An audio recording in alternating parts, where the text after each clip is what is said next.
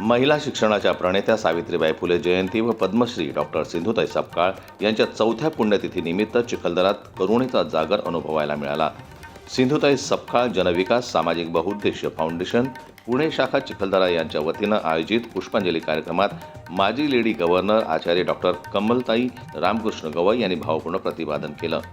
सिंधुताई माझ्यासाठी केवळ समाजसेविका नव्हत्या, तर त्या आयुष्याचा आदर्श होत्या. निराधार लेकरांसाठी त्यांनी संपूर्ण जीवन अर्पण केलं. माई आज नसल्या तरी त्यांचे विचार आजही समाजकार्याला दिशा देतात, असे डॉक्टर कमलताई गवई यांनी सांगितलं.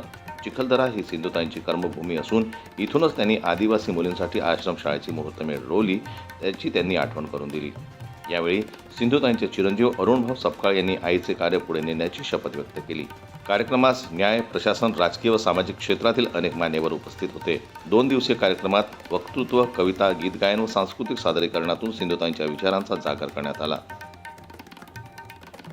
जनमत न्यूज करता गजानन जिरापूर यांची रिपोर्ट, अमरावती. मराठी बातम्यांसाठी जनमत लाईव्हला लाईक करा, सबस्क्राईब करा आणि बेल आयकॉनला दाबायला विसरू नका.